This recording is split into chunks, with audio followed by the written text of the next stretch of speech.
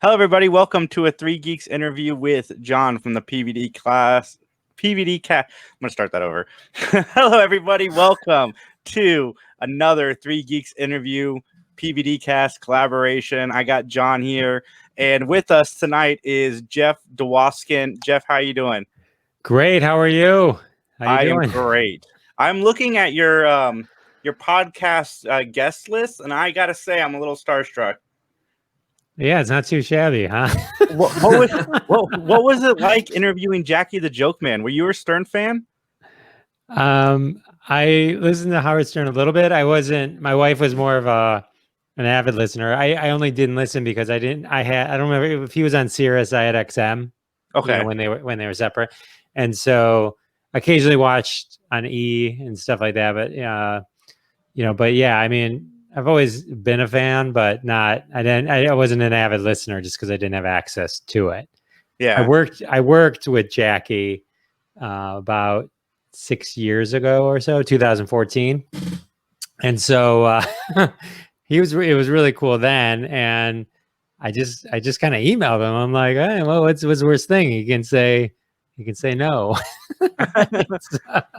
So, but he didn't. So I'm actually recording another one with him tomorrow. The first episode we kind of talked about up until he gets on the Howard Stern show. And he sent me his book about a Stern. So I read the book. Good book. I recommend the book. And then we're doing a kind of part 2 tomorrow where we're going to kind of focus on Howard Stern. If you have any questions you want me to ask him, send them to me after the show. And he's up for anything. He said, I'll answer any question, anything at all. So. Yeah, Jackie's a funny guy. I can't wait. I'm going to download that podcast as soon as we're done talking and listen to it because I'm excited. Same here. Yeah, it's a fun one. He's a hoot. He's got a lot of great stories. And he had his Michigan connection. Not that it seems like everyone I talk to has a Michigan connection. I'm from Detroit. Just outside of Detroit. It's not like a theme. It just somehow everyone's always had some kind of story where they're like in Detroit for something, or Michigan. He went to Michigan State University. That's where he went to college and got his mechanical engineering degree or something like that. And so that a lot of the conversation is about some of the crazy stuff that happened while he was in college before Howard Stern. So he's led a crazy life. Great. That is cool. He's done more in that probably a year than I've ever done. but yeah, so yeah, it was fun. It was fun talking to him. He was really cool. So what made you want to pursue comedy? That's a great question. I was always kind of funny at work. And I always had sort of a kind of a way where I could get away with things that other people probably couldn't have. Just because as a comedian, you kind of come at things a little differently. And so it was like, I don't know, it was just a kind of a thing. And so like at staff calls and big meetings, and if I was presenting, I'd always do it in a funny way or a little offbeat. And I could kind of make fun a little bit of the status quo. Mostly it was like making fun of things that had just happened, which if you're not making fun of something the boss did last week or some policy, you're making something that happened in front of everyone 10 minutes ago. There's sort of a light to that. And so I was always really good at just kind of picking up on those things and kind of integrating them in real quick to what I was doing. And that becomes funny because everyone's like, oh, it's a shared experience. It's an immediate shared experience. And I don't remember exactly in the late 90s, I started a web development company, and I had developed a website for Mark Ridley's Comedy Castle, which was a local comedy venue, one of the biggest in the Midwest. And one of the features on the site was comedy classes. You could take comedy classes. And so when I was at Quest Communications, everyone's like, you should do stand-up comedy. And it was always something like you thought about, but people don't do that. Yeah, I always thought just people were stand-ups. You didn't become a I don't know. I had no real understanding of how that works. And so I took the class, and from there, I just never kind of stopped. It was like, it's sort of addicting once you start doing comedy. But the class itself, when people say, "Oh, you can't learn to be funny," I think you're either funny or you're not funny. But you can learn how to write jokes, and like this structure and practice and work on that kind of thing. So when I say I took a comedy class, that's what I mean. It was more of a writing class where you're writing the bits and learning how to edit and understand the crowd's reaction and changing those things and all that kind of good stuff. So that's where that kind of came in. And then, that's that. Then you just continue writing, throughout your comedy career. Well, if I can ask a question, Jeff, about this, I guess the status of comedy. I mean, we live in a country, in a world right now where it seems like everybody's easily offended, where, cancel culture is sky high, political correctness. How difficult is it to balance those things with, jokes and still be funny? Like, do you find that to be a challenge? Like, talk to us a little bit about this balance of trying to make sure you're not being offensive and you're still being funny.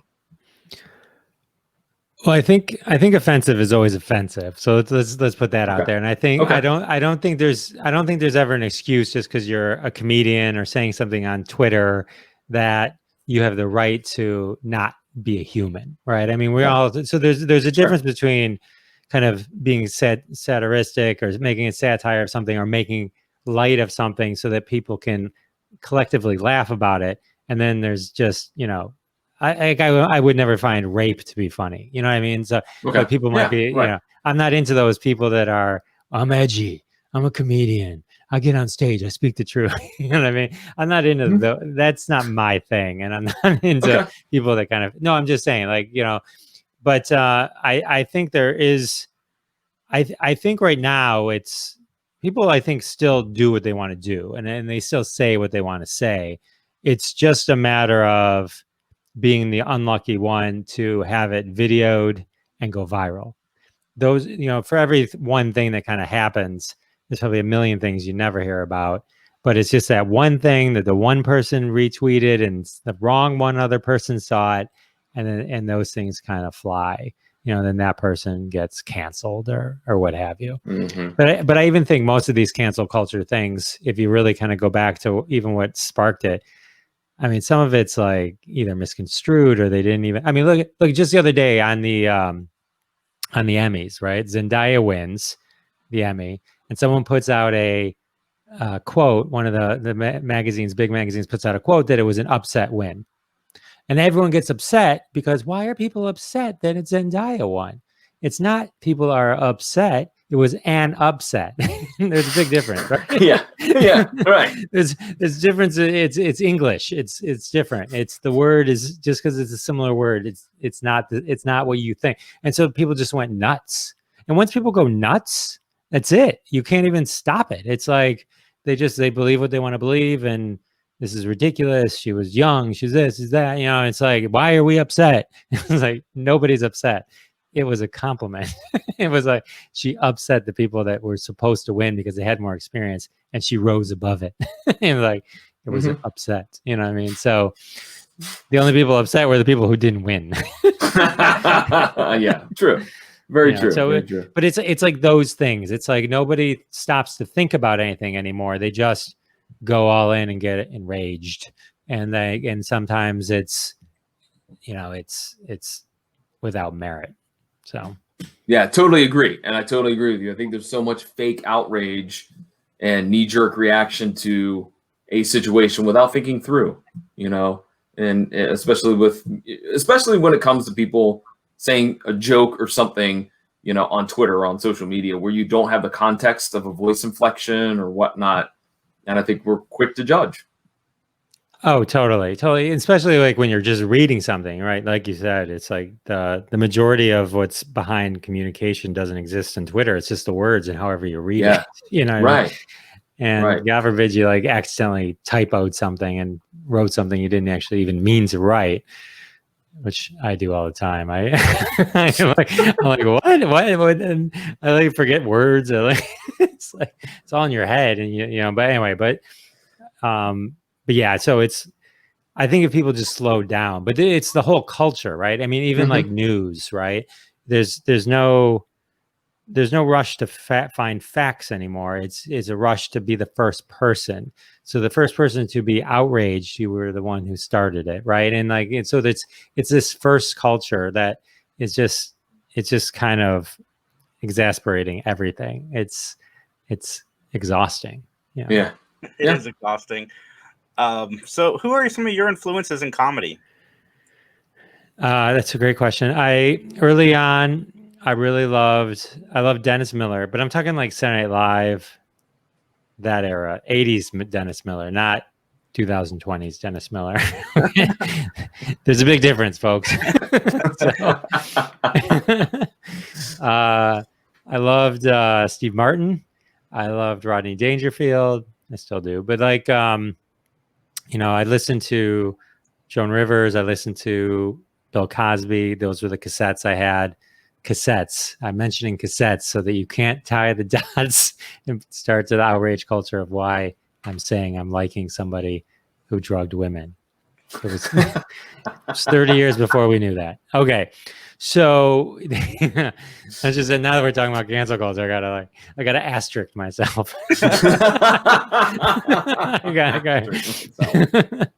But those were sort of the ones that I really enjoyed kind of growing up. Gary Shandling, and like those are the ones that I remember watching, and some of them were because my parents liked them, and so those what I kind of listened to, and now I like Bill Burr.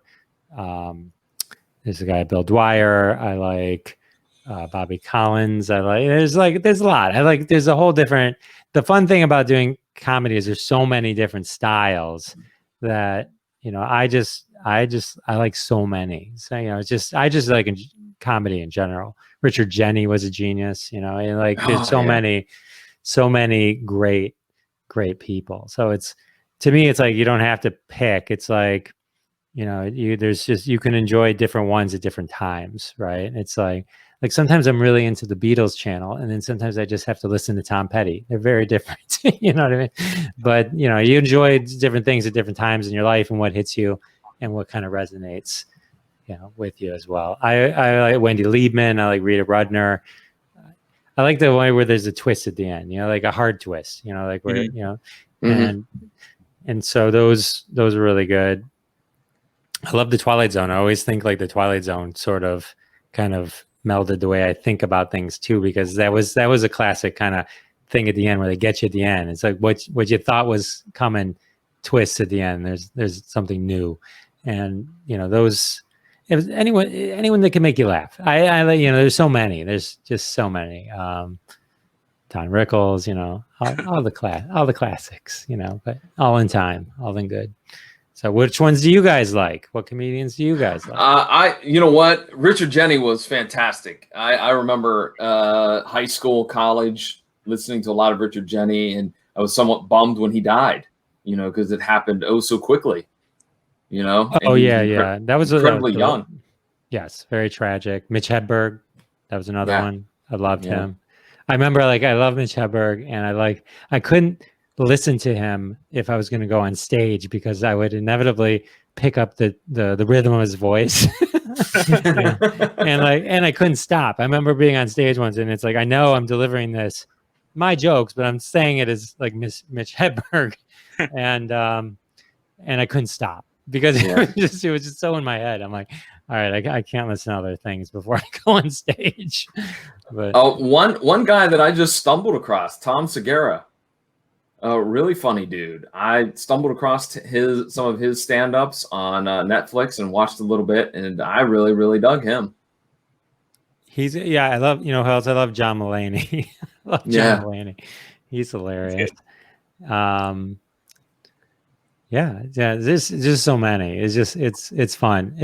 I loved the best thing about being like doing comedy and actually getting to work with a lot of cool headliners and stuff. Live comedy is so much greater than TV comedy. And so there's something that there's something missing on the TV. There's that live energy that, as great as the shows on Netflix and stuff are, and they do a good job capturing it. There's something about being there and feeling like you're in that exact moment and hearing it for the first time. that makes it, kind of special and fun. And I think brings greater laughs too. So, So if I could ask, I know that, it probably happens to every single comedian. How do you deal with you're out on tour or you're doing a set and it doesn't go well? How do you deal with that? Well, it's never happened to me, John, but I've heard it's happened to other people. It's the worst feeling in the world. And it's just, and the only reason they keep getting on stage after having kind of a bad experience is the good times are such a rush that you're kind of chasing it. It's kind of like a drug, right? And so, I mean, the bad times are bad, and it's like in the beginning, it's harder to deal with it in the beginning when you have less experience because you don't have the experience. But sometimes they're just, inevitably you get up there, your rhythm's off. I mean, you can say the crowd's bad, but to me, it's usually. To me, if I'm the one bringing it, I have to take responsibility. The comedian should take responsibility. But something's in your head. You're like, sometimes it's like it's just as much as you try something new right in the beginning, and then you'll lose them, and then it's really hard. That's why when you go out, you gotta get them right away. If you're gonna ad lib and do new stuff, you wouldn't do it like your first joke. You got to establish certain trusts, and sometimes that just doesn't, you don't connect right away. And it's, whose responsibility is that? I guess it's both, but you have to kind of assume that, so, but yeah, it's the worst. There's nothing, and it's one of those things. I remember doing a set. It was just supposed to be me and some other guy. I was supposed to do maybe 15 minutes. Okay. Now keep in mind, when you're starting, when if I said I have an hour's worth of material, I only meant at this particular time that 15 minutes should ever be heard by human ears. Okay. Okay. Just because you write stuff, you can write stuff. It doesn't mean you should be doing it, or you did it once and it didn't work. But you had it.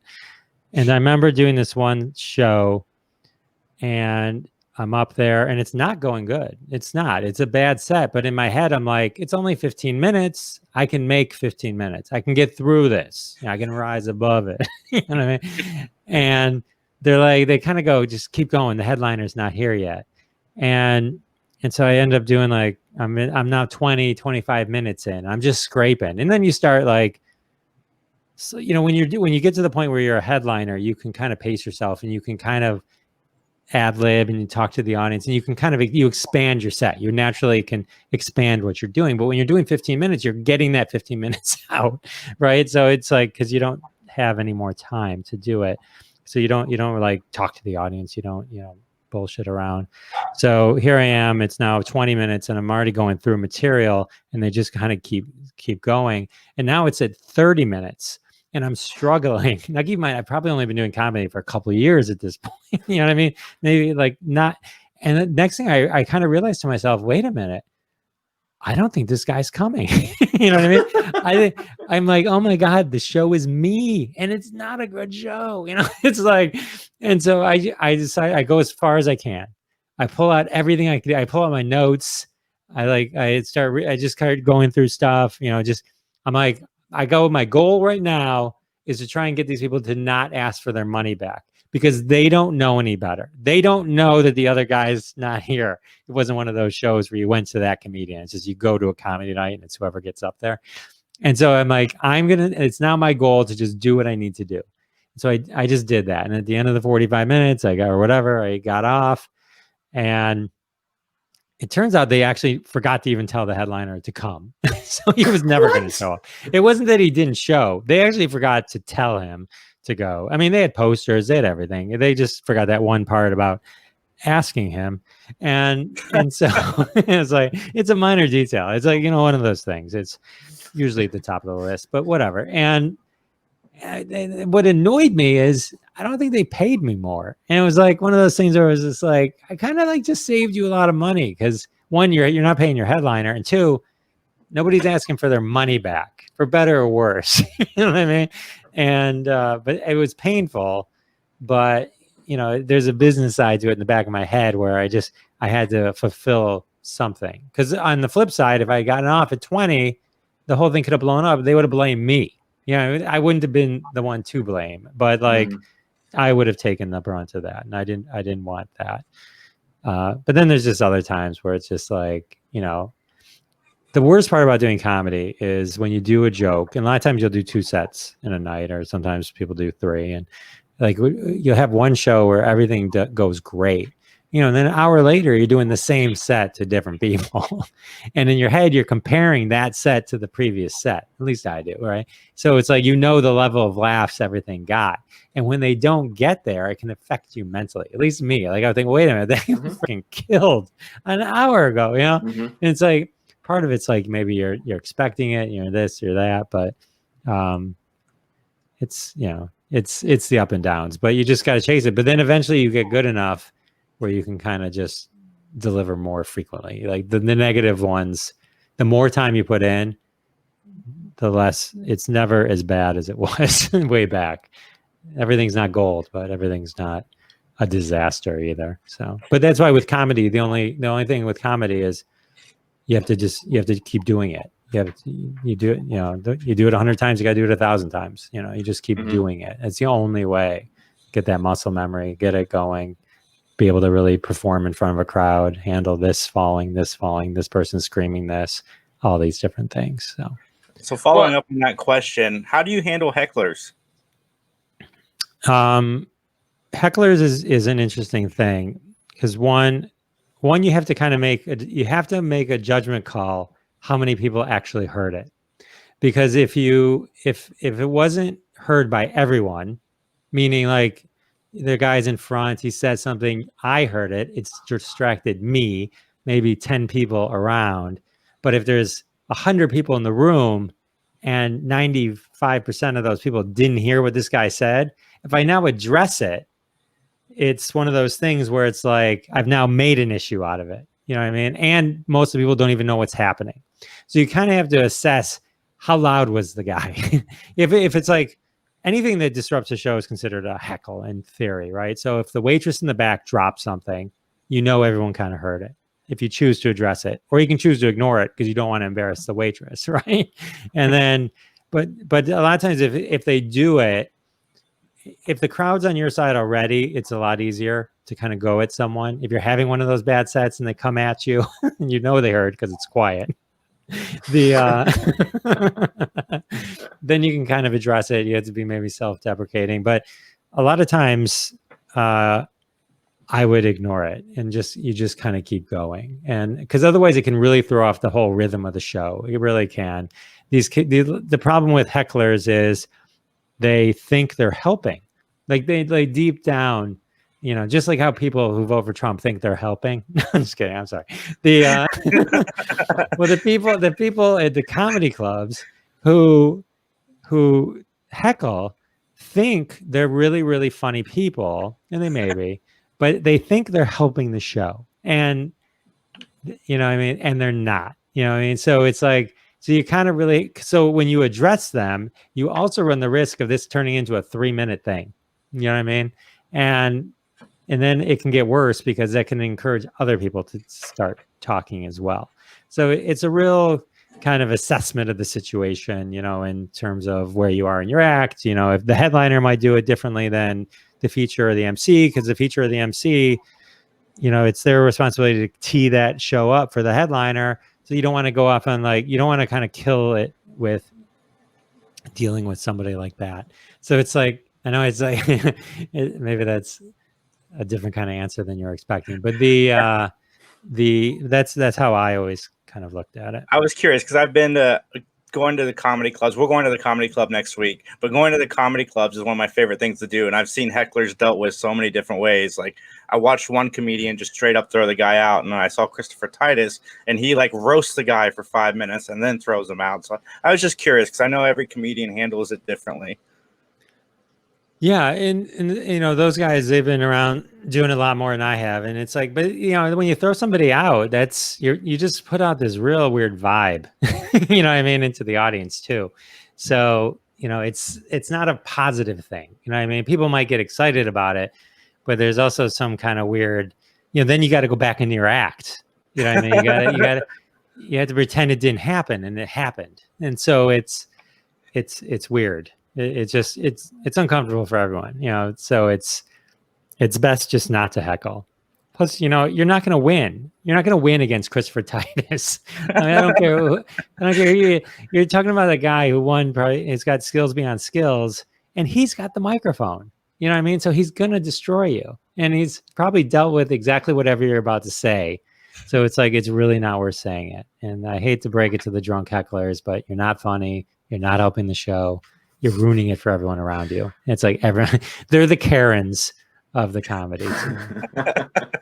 I was going to say probably the number one skill from not only that explanation of hecklers, but from what you talked about beforehand about, you know, maybe having a show that's not going well. Probably, would you say, Jeff, that the number one skill you need to have in your arsenal is being able to read the crowd? Yeah, I think reading the crowd is extremely important. You know, you can get a feel for what type of material they're reacting to. You can jump to different material, you know, that you may or may not have gotten to, depending on where the flow of the show is going. You know, there was sometimes like when I would do stuff, it was a younger audience. There were certain bits I would cut short because it would relate more to people that were older with kids, you know, that kind of thing. And, you know, that kind of, you know, so yeah. And then especially when it comes to, you can generally, when you're in a club before a show, there's sort of like a hum. If there's a hum, it's going to be a good show. You know what I mean? People are active. They're not, you know, like they always talk about like Friday second shows being disasters. You know, I think there's a quote that Steve Martin quit comedy because of Friday second show or something like that. I may be paraphrasing slightly, but you know, the problem with that Friday second show is if you've ever gone to anything, even a movie or anything late at night, is people have been working. Well, nobody works anymore, but like people in the olden days when we used to go to work, you'd work 40 hours and it's Friday, and it sounds like a great idea to go somewhere at 10 o'clock on a Friday, right? But you go and then you're sitting. And, you know, the whole week kind of just catches up on you, right? And maybe you're drinking and stuff, so you become tired and you're lethargic. And so it's like when people talk about Friday shows not being great, I don't think it's, you know, anything other than just because you're dealing with people that are freaking exhausted that just thought it would be a good idea. Like I could never go to a movie on a Friday night. I'd fall asleep in 5 minutes. You know what I mean? Mm-hmm. It's like once you're sitting there and you're like, oh, this is you know, it sounds like, you know, so those are the type of things, you know, so for that type of audience crowd, you have to maybe be a little more energetic, you know, maybe like, you know, kind of come at it slightly different, maybe engage the audience a little bit more, get them to wake up, you know, but it all depends on everything that's going on, what just happened. Sometimes like it's nice to be able to hear the comedian before you can see what they're reacting to or not reacting to a little bit, you know. We always can gauge depending on how the MC was doing. You know what I mean? Mm-hmm. Sometimes if he had a great set, you know, you could walk out and be confident you were going to have a great set. If he was having a rough set, which MCs, it's sometimes you just have a rough set because they're just not warmed up yet, you know, but if they're right out of the gate, you know, so there's different things. You never know though. You know, I would get nervous before every set, every show. I could be doing just 15 minutes and I'd be like, how am I going to do 15 minutes? I'm like, you did 45 minutes. I mean, you know, it's like, but what if I run on my, you know, it's like that anxiety that you just have. It's like, you know, it's just, but that's what then turns into like adrenaline and then gets you kind of going, you know, it's like, it's an interesting thing to be in front of 300 people, 500 people, and it's just you, you know what I mean? And so it's, you know, or 10 people, you know, I've done shows where you're in front of 10 people. It's a whole different animal, but you know, it all comes down to, again, just doing as much stage time and getting all the experience and then just kind of channeling that and growing. That's really, and confidence, a lot of confidence. Yeah. So can we talk a little bit about your podcast there? You know, we started off our conversation with it. So how'd you get into podcasting? It's a great question. I'm really into social media. I've got a whole thing I do on Twitter, on social media, called #Roundup. And I spend a lot of time on Twitter, especially as a comedian. And I'm into these viral hashtags. We create a lot of hashtags. Mhm. We call them call and response. They're kind of premises. And so we run this whole community, and I built an app for it and all this kind of stuff. So I've been doing a lot of social media stuff. And originally, like a few years ago, I was going to do a social media podcast. It was going to be called Viral Intentions, and about going viral and having, popular content and how to be engaging and all that kind of stuff. And I bought everything, and it was on my desk, and there's all the wires and the micro, everything. It was very nice. It was a very nice setup, and it sat there for a good year and a half before my wife made me put it into a box. I had a logo. I had everything. I had everything but the gumption to actually record anything. And then, so flash forward, we're all home now from the pandemic, and suddenly I've got time, right? I'm not driving to work. So suddenly I've got 10, 15 extra hours a week. And I pull out everything, get everything back together. And I realize, hey, you know what? Not the best time to start a podcast called Viral Intentions. And so I changed it to the Jeff Dwoskin Show, and I decided I would expand my repertoire and focus on, social media, but also comedy and trends and all that kind of stuff as well. And so that's sort of where I sort of went with it. And then I guested it on a couple podcasts, and that kind of got me going. And then I just sat down. I just said, all right, this weekend I'm recording 3 episodes, because someone told me maybe you needed 3 episodes to get on the Apple. So I recorded 3 episodes. The first one's kind of different than the other ones. It's just me. And then I started interviewing people, and then I put that out, and then I just kept going, So it's like, I didn't realize after I started doing a podcast that 90% of my time was going to be begging people to listen to my podcast.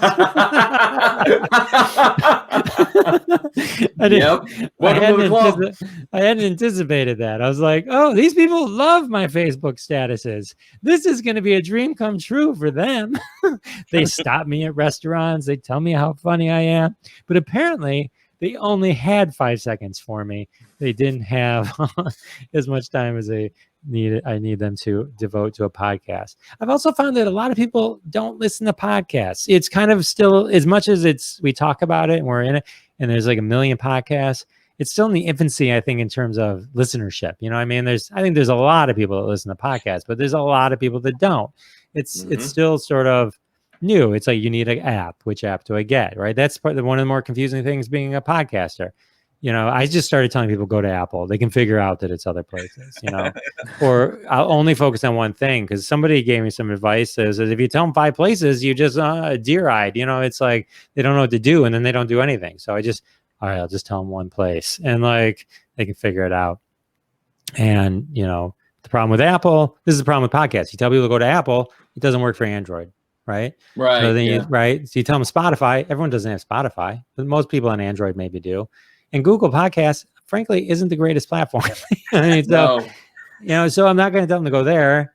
Amazon Music's going to kill everybody, right? They're going to crush everybody, because everyone kind of maybe has that, And hopefully they're not going to kill us literally, but no, not us. It is 2020, so exactly. Well, luckily they've been very, very pro podcasts. So.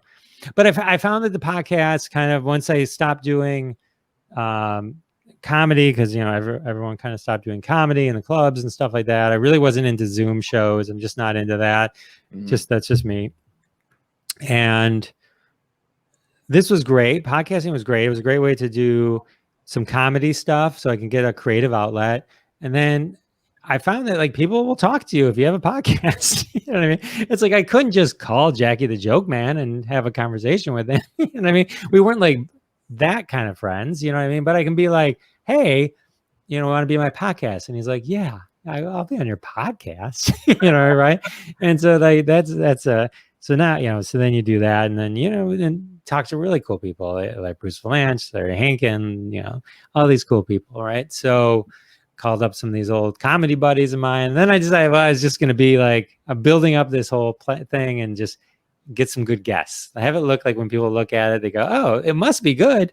He's talking to good people, that kind of thing. So I do think it's good. I spend a lot of time on it. You're editing it, you're trying to make it sound good, and it's a lot of work. It's a lot of work. And I really appreciate everyone who does the podcast. I appreciate you guys for having me on yours and trusting me with, you had to trust me for a week. Like, hey, Jeff Dwoskin, who? No, just listen. It's, he talked about heckling. It was good stuff. And, so it's one of those things where it's just like, you're putting on a show, or we're doing shows, right? And like, it's fun. It was more than I thought it was going to be. I thought it was just going to be, just this thing. It's like, I found that the editing, I have to edit. I can't put out something that has clicks in it, or anything. I have to really pay attention to all those things. And, it's fun. I didn't realize I was going to get so excited just editing. I mean, I've been excited about you coming on the podcast because I've been telling everybody stand-up comedy is my favorite art form, and anytime I get to talk to a stand-up, it's always great. Well, I appreciate that. I didn't realize I was the third geek. I would have prepared. I thought it'd be three geeks and Jeff Dwoskin. I didn't realize, though I did wear a special my old Looney Tunes shirt for you guys. Thank you. Well, to be honest, there are 16 geeks. It's really not that number. That number is very, very, it's a 16 or something by now. Got it. It's all good. Well, it's all good. Jeff, where can you find your podcast? That's a loaded question, isn't it? You can find my podcast at jeffdwoskinshow.com. If you can't spell Dwoskin, you can get to the podcast website, which has everything on it, jeffisfunny.com. That's a lot easier. And you can see Big Macher is on the little scroll there. That's my personal Twitter. And then at Jeff Dwoskin Show is in the bio there too. If you go to Big Macher, and that's the Twitter for the show. Cool. Thank you so much for coming on. We appreciate it. And to everybody listening, you can find the links to all of Jeff's stuff in the description of this podcast. And from all of us, have a great day.